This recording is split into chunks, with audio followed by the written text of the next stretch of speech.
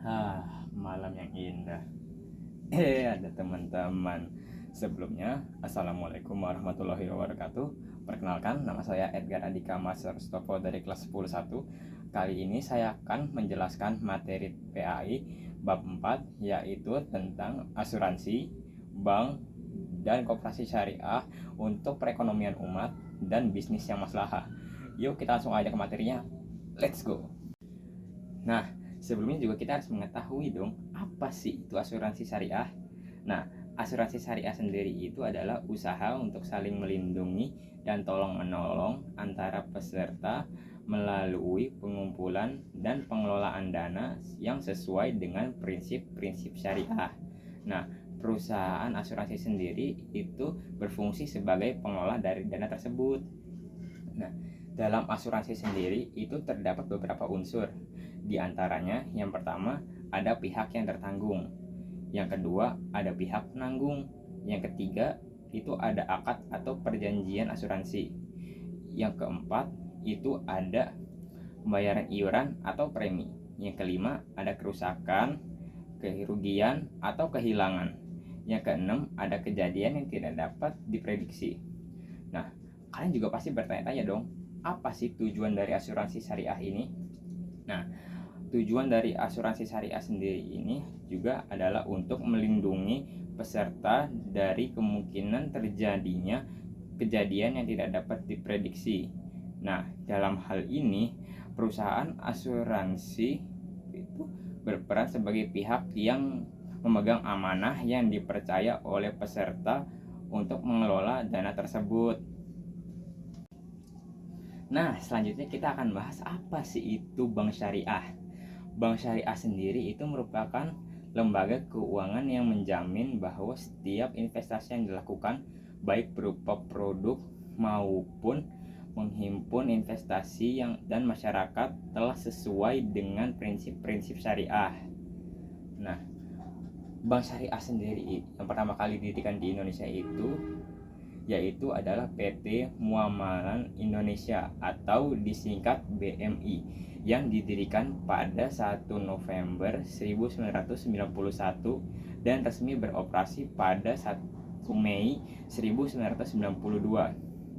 Nah, usaha yang dilakukan oleh Bank Syariah sendiri itu antara lain menghimpun dana dari masyarakat, menyalurkan dana kepada masyarakat, dan jasa pelayanan kepada masyarakat.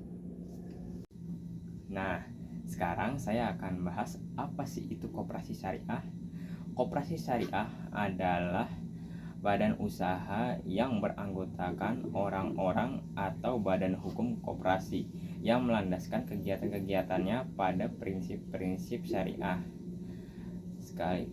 sekaligus sebagai gerakan ekonomi kemasyarakatan dengan prinsip kekeluargaan.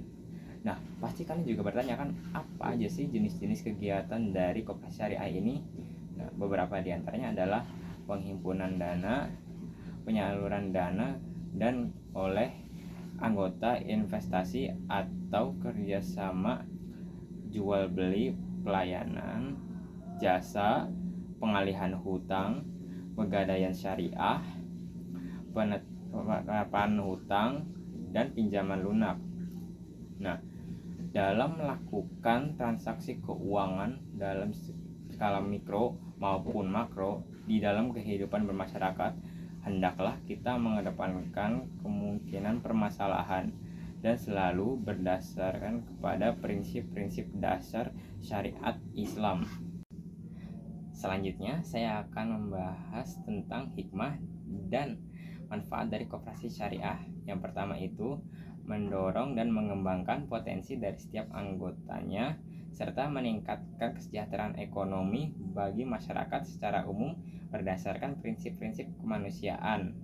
Yang kedua itu meningkatkan kualitas sumber daya manusia, terutama pengurus dan anggota koperasi agar lebih profesional, amanah, konsisten, dan konsekuen dalam melaksanakan praktik-praktik ekonomi yang berdasar pada prinsip syariah Islam. Yang ketiga, meningkatkan perekonomian nasional yang merupakan usaha bersama berdasarkan atas asas demokrasi dan kekeluargaan. Yang keempat, menghubungkan penyedia dana dengan pengguna dana sehingga pemanfaatan ekonomi menjadi lebih optimal. Yang kelima, memperkuat keanggotaan koperasi sehingga saling bekerja sama dalam melakukan pengawasan terhadap operasionalisasi koperasi. Yang keenam itu membuka dan memperluas lapangan pekerjaan bagi anggota dan masyarakat umum. Yang ketujuh itu membantu tumbuh dan berkembangnya usaha kecil, mikro, dan menengah daripada anggota koperasi. Mungkin hanya segitu saja yang bisa saya sampaikan. Bila ada salah kata atau kekurangan, saya minta maaf. Bila ada salah informasi juga saya minta maaf. Ya, billahi taufik walhidayah. Wassalamualaikum warahmatullahi wabarakatuh.